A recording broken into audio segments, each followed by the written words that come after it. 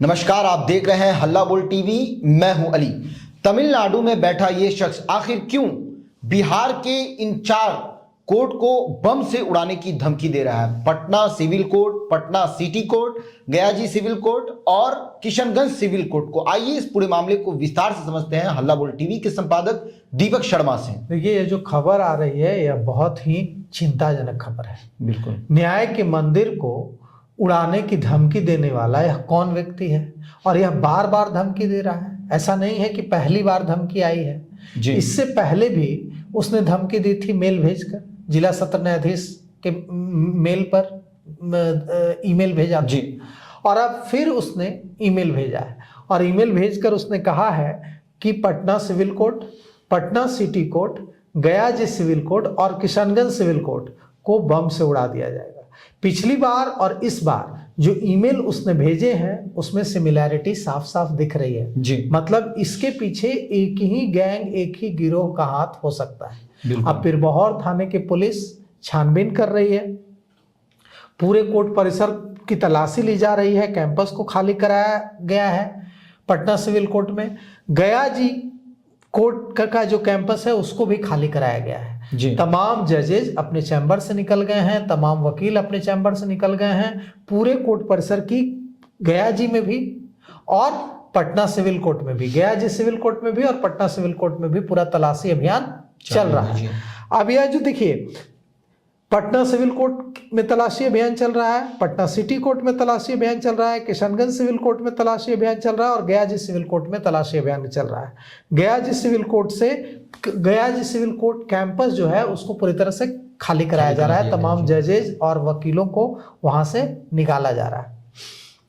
Patna civil court को भी खाली कराया गया है, पिरबहर थाने की पुलिस कैंपस में तलाशी ले रही है। और यह जो कहा जा रहा है कि जितने भी वकील और जजेज मौजूद थे सबको उनके चैम्बर से निकाला गया है और डॉग स्क्वाड वहां पहुंच गया है, वहां पर बम निरोधक दस्ता पहुंच गया है, वहां पर मेटल डिटेक्टर से भी जांच की जा रही है और जितने इक्विपमेंट्स हैं जिनसे बम का पता लगाया जाता है, डॉग स्क्वाड का भी सहारा लिया जा रहा है, उनका इस्तेमाल किया जा रहा है और जो तमाम अत्याधुनिक तरीके हैं, मॉडर्नाइज्ड तरीके हैं, उनका इस्तेमाल किया जा रहा है। कोर्ट परिसर की तलाशी ली जा रही है। किशनगंज के एसपी सागर कुमार ने बताया है कि धमकी भरा ईमेल तमिलनाडु से भेजा गया था और यह जो है इसके बाद पुलिस टीम ने कोर्ट परिसर की तलाशी ली है, लेकिन अभी तक किशनगंज कोर्ट परिसर में किसी तरह की कोई संदिग्ध वस्तु नहीं मिली है। लेकिन सवाल यह उठता है कि 3 महीने पहले जी, यानी 16 अक्टूबर 2025 को एक ईमेल इसी तरह का आया था और धमकी दी गई थी कि पटना और बाढ़ कोर्ट को उड़ा देंगे जी। आरडीएक्स रखा है, 4 आरडीएक्स जजेस के, न्यायाधीश के रूम में रखा गया है, कोर्ट कैंपस में लगाए गए हैं और कहा गया था कि हमें पाकिस्तानी एजेंसी आईएसआई का सहयोग मिल रहा है। इसके पीछे की जो वजह बताई गई थी वो बहुत चिंताजनक वजह है, क्योंकि अगर यह इसके पीछे कोई इस तरह की मंशा रखने वाला व्यक्ति है तो यह भी हो सकता है कि वो डिप्रेशन में हो, अवसाद में हो और इस तरह के मेल लिख रहा है तो वो कुछ भी कर सकता है। और यह भी हो सकता है कि इसके पीछे किसी आतंकी संगठन का हाथ हो, वो ऐसे मेल भेजकर पता लगाने की कोशिश कर रहा हो कि सुरक्षा के क्या इंतजामात हैं, बिल्कुल वो वाटर टेस्ट कर रहा हो और उसी आधार पर वो आगे किसी घटना को अंजाम देने की फिराक में हो सकता है कि पुलिस कहाँ कहाँ चेक कर रही है, कहाँ नहीं चेक कर रही है, सुरक्षा की क्या स्थिति है, यह भी तो हो सकता है क्योंकि बार बार मेल आ रहा है। तो जो तमिलनाडु से जो मेल भेजा जा रहा है, जो ईमेल भेजा जा रहा है, उस ईमेल में क्या कुछ कहा जा रहा है? उस ईमेल में कहा जा रहा है कि बिहार से बड़ी संख्या में मजदूर आते हैं तमिलनाडु और वे कम मजदूरी में सस्ते दर पर काम करते हैं, जिसकी वजह से तमिलनाडु के जो लोग हैं वो बेरोजगार हो जा रहे हैं और उनको काम नहीं मिल पा रहा है जी। इससे उनकी जिंदगी मुश्किल हो जा रही है और इसलिए हम जो है उड़ा देंगे कोर्ट को और उड़ा करके अपना विरोध जताएंगे। और उसमें यह भी वार्निंग दी गई है कि अगर ऐसा नहीं चाहते हो तो इस पर रोक लगाओ कि बिहार से मजदूर तमिलनाडु नहीं जाएंगे। यह इससे पता चलता है कि यह मेल लिखने वाला जो है वो यह जो मजदूरों के ज़्यादा जाने से जो लोग परेशान हैं, जिन लोगों की रोजी रोटी छिन रही है, वहाँ की फैक्ट्रियों में काम नहीं मिल रहा है, क्योंकि अगर वो वहाँ के मजदूर 1,000 रुपये रोज पर काम करेंगे तो यहाँ का मजदूर 500 पर काम करने के लिए चला जाता है, 15,000 रुपये में उनकी रोजी रोटी चली जाती है। कंपनी वालों को और कारोबारियों को मुनाफा कमाना है तो सस्ता मजदूर ले आते हैं, इससे वहाँ बेरोजगारी बढ़ रही है। तो वो कह रहा है कि ऐसी स्थिति में हम बदला लेंगे बिहार से और कोर्ट को उड़ा देंगे। तो यह बहुत ही खतरनाक बात है।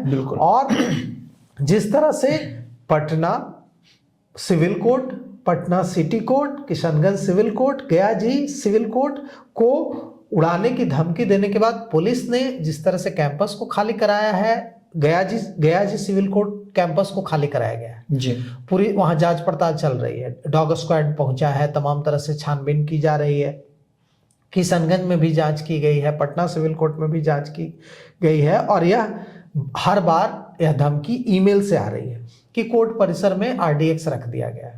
इसको क्या हर बार इस इरादे का खुलासा उन्होंने किया है? जिसके पिछली बार तो किया था जी, पिछली बार तो किया था कि तमिलनाडु में बिहार के मजदूर आते हैं जिससे हमारी रोजी रोटी प्रभावित होती है, हम बम उड़ाकर प्रोटेस्ट करेंगे और ऐसे विरोध मतलब करेंगे जिसको कभी बिहार भूल नहीं पाएगा जी। तो अब अगर इसे नहीं रोका जाता है तो इससे क्या होगा? इससे आम लोगों को कितनी परेशानी होगी, जजेस को कितनी परेशानी होगी, वकीलों को कितनी परेशानी होगी, कैदी जो आए थे गवाही देने के लिए, गवाह जो आए थे जिनके मामले लंबित हैं, जजेस पर कितना स्ट्रेस आएगा, जो वकील हैं जिन्हें अपने अर्जेंट मामलों की पैरवी करनी थी उन पर कितना स्ट्रेस आएगा। तो कुल मिलाकर के कुछ भी करके ऐसे धमकी भरे ईमेल का आना रोका जाना चाहिए। पुलिस को उस व्यक्ति तक, उस गिरोह तक पहुंचना चाहिए जो ये ईमेल भेजकर बार बार, सिर्फ यहीं तक काम खत्म नहीं हो जाता है कि हमने तलाशी ली और कुछ नहीं मिला तो ठीक है, सब कौन ये भेज रहा है, तमिलनाडु जाकर पता लगाना चाहिए और ऐसे लोगों को सलाखों के पीछे भेजा जाना चाहिए। क्योंकि देखिए वहाँ तमिलनाडु में LTTE का भी प्रभाव रहा है। LTTE जो है लिबरेशन टाइगर्स तमिलिलम, यह श्रीलंका का आतंकवादी संगठन है। तो ऐसे में तमिलनाडु से ईमेल आने को हल्के में नहीं लिया जा सकता। बिल्कुल। तो सुना आपने किस तरह से तमिलनाडु से बिहार के 4 कोर्टों को उड़ाने की धमकी मिली है, जिसके बाद से बिहार में हड़कंप मच चुका है। पुलिस इस मामले को लेकर जांच कर रही है, बम स्क्वाड की पूरी टीम आ चुकी है, उसके बाद जांच जारी है और डॉग स्क्वाड की भी टीम आ चुकी है, बम की तलाशी की जा रही है। अभी तक किशनगंज का जो मामला है वहां से किसी प्रकार का कोई भी RDX नहीं मिला है और जितने भी 3 कोर्ट है उसमें जांच जारी है। इस पूरे मामले को लेकर आगे जो भी अपडेट आएगा वो हम आपको जरूर देंगे। फिलहाल इस पेशकश में इतना ही। आए की खबरों के लिए बने रहे हल्ला बोल TV के साथ। धन्यवाद।